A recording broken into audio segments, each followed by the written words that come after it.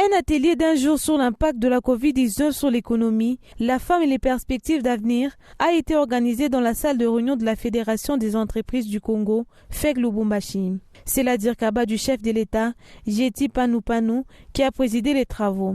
Le vice-gouverneur, Jean-Claude Konfwa Kimimba, les ministres provinciaux des mines et du genre et les femmes des différents secteurs d'activité professionnelle et sociale, des industries et artisanats miniers, ainsi que les femmes des médias y ont pris part. Dans son allocution, la Dirkaba du président de la République reconnaît l'impact négatif du nouveau coronavirus sur tous les secteurs des vies. Le monde entier en était affecté et la RDC n'était pas épargnée. Il s'avère réfléchi que les femmes, vu leur rôle d'avant-gardiste, qu'elles s'impliquent significativement en cette période de la fin de l'état d'urgence sanitaire. C'est ainsi qu'il convient au mieux de dresser un état des lieux des activités des femmes dans le secteur et envisager des pistes de solutions pour redonner confiance aux femmes œuvrant dans l'industrie minière. C'est au nom du gouverneur de province, Jacques Yaboula, que le vice-gouverneur a ouvert les travaux en invitant les participants à plus d'assiduité. C'est ici le lieu de saluer le leadership du président de la République dans la gestion de cette situation de crise, lequel a été compris par l'organisation de Women in Mining DRC, WIM DRC en sigle, qui a pris l'initiative de réfléchir d'abord sur la présence de la femme dans le secteur minier et ensuite sur l'implication et la sensibilisation de femmes dans les zones minières et enfin sur la stratégie d'autonomisation de la femme œuvrant dans le secteur minier en République démocratique du Congo.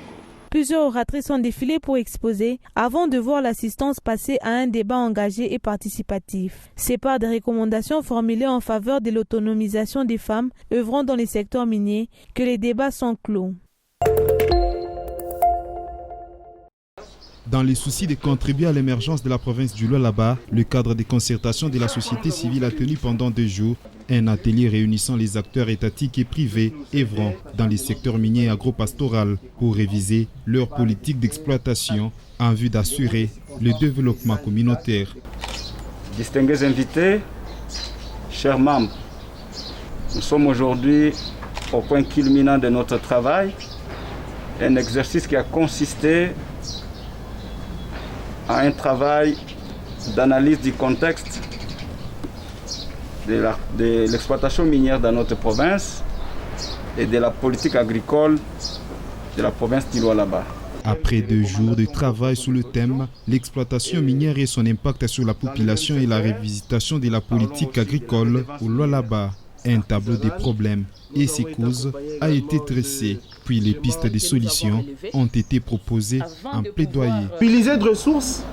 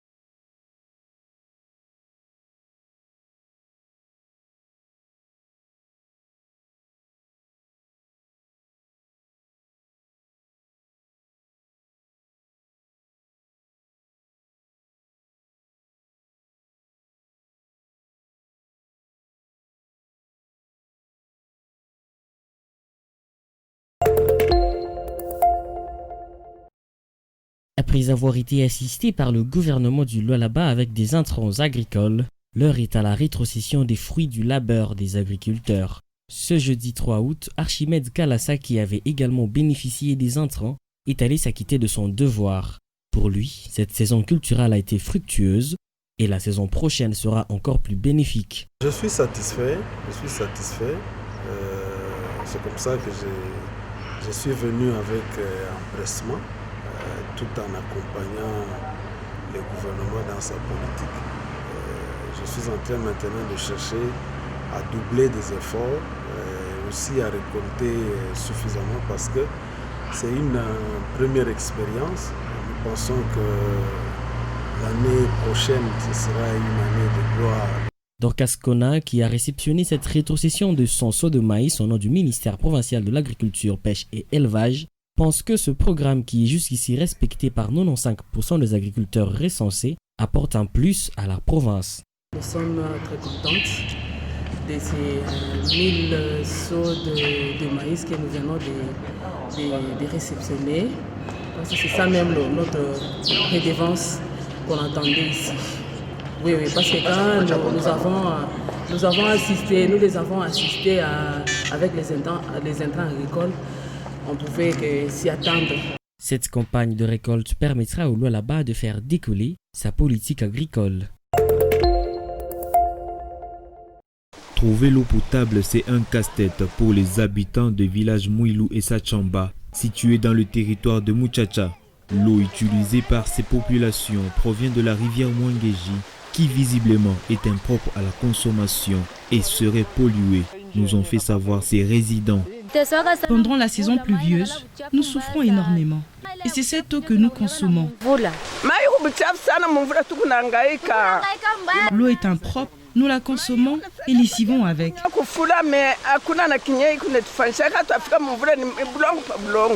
Cette situation pose à dire ses habitants qu'ils sont dans les oubliettes des décideurs. Ils lancent par la même occasion un SOS.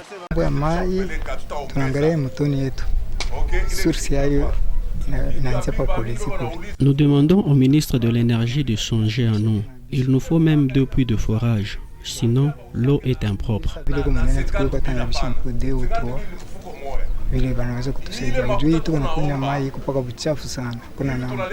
Hormis le manque d'eau, d'autres difficultés sont énumérées. C'est entre autres l'absence des courants électriques, des structures sanitaires et éducatives. Les élèves de ce coin sont obligés de se rendre dans la localité de Mukoma, à 6 km, pour participer aux leçons dispensées.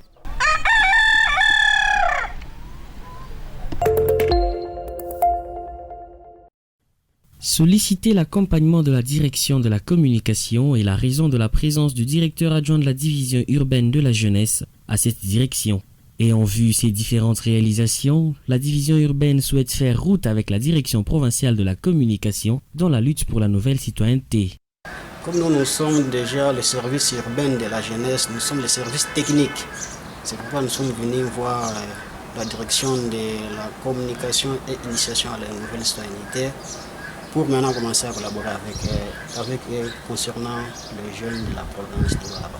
Peu après, c'était au tour du comité provincial des étudiants du Lualaba de demander audience au directeur provincial adjoint de l'initiation à la nouvelle citoyenneté. Filimbenga Mukuna leur a rassuré qu'il fera parvenir leurs doléances au gouverneur de province. En tant que les yeux ou les oreilles de l'exécutif provincial, qui est notre chef, Richard Moumagezmos, je vais transmettre fidèlement vos doléances. Ce que moi je vais faire, c'est dans les limites de mes possibilités. Je le ferai sans retrancher un seul mot. Par rapport à la reconnaissance de Coprelou, je vois que l'autorité sera informée. Quand vous avez dit qu'il y a des gens qui se laissent passer comme des répondants des étudiants, là, la nouvelle citoyenneté n'aime pas les mensonges. La nouvelle citoyenneté veut à ce que l'homme soit transformé. La transformation même de l'homme. Les mental doivent être changés. Il ne faudrait pas que chacun, que les gens se fassent passer pour des délégués alors qu'ils ne le sont pas. Vous êtes des vrais soldats de la paix, des vrais soldats qui veulent construire ensemble avec l'exécutif le développement de la province. Donc là, il faut vous féliciter. Ces jeunes fustigent également le fait que l'ancienne délégation des étudiants du Lualaba continue à se présenter en tant que représentant des étudiants alors que leur mandat est déjà révolu. C'est à travers un culte que les fidèles ont manifesté leur reconnaissance à leur sauveur Kadiba Ilunga. La célébration a eu lieu ce samedi 3 septembre 2020, date qui marque le 45e anniversaire de sa mort. Des chants et des danses en sa mémoire n'ont pas manqué à cette rencontre qui a réuni jeunes et vieux, adeptes de Kadiba. La prédication était également au rendez-vous avec le pasteur Claude Sakachongo. Dans sa prêche, il est revenu sur les circonstances de la mort de leur sauveur. Il a opéré plusieurs miracles. Si dans une maison, il y est sorti la vie sauve, que dire d'un petit véhicule? Est-ce que ce véhicule allait tamponner le sauveur Kadiba? C'était le plan de l'éternel Dieu. C'est Dieu qui avait voulu que Kadiba puisse avoir une mort honteuse comme celle-là, pour que nous puissions mériter les salut. Aujourd'hui, les kadibistes continuent à célébrer la journée du 3 septembre en mémoire du sang de leur sauveur versé pour leur salut, mais aussi pour les saluts du monde selon eux. Les kadibistes, ça nous donne une très grande leçon. Sans cette journée, le salut ne serait qu'une histoire pour nous. Sans cette journée, on n'aurait pas reçu le Saint-Esprit, puisqu'il fallait que le sauveur Kadiba verse son sang pour que le Saint-Esprit puisse être parmi nous, pour que nous puissions être purifiés par son sang. À travers ces différents miracles, les fidèles de Kadiba invitent la population de Kolwezi et celle du monde à croire en leur prophète afin d'être sauvés. Demandons à la population du monde entier qui nous suit en ce moment de croire, d'accepter que Kadiba est le sauveur du monde. Il est en train d'opérer des miracles. Il y a beaucoup de gens qui ont des problèmes, qui ont des difficultés, qui ne trouvent pas de solutions, mais chez Kadiba, la solution est là. Donc les gens posent beaucoup de questions. Quel miracle par exemple? Je suis en vie, je suis en bonne santé. C'est le premier miracle. Donc là, j'aimerais sensibiliser beaucoup de gens à travers le monde de venir croire en lui. Ils auront la solution à tous leurs problèmes. Depuis 1975, le 3 septembre marque une journée du salut kadibiste et pousse les fidèles à raffermir leur foi en ce prophète quinois.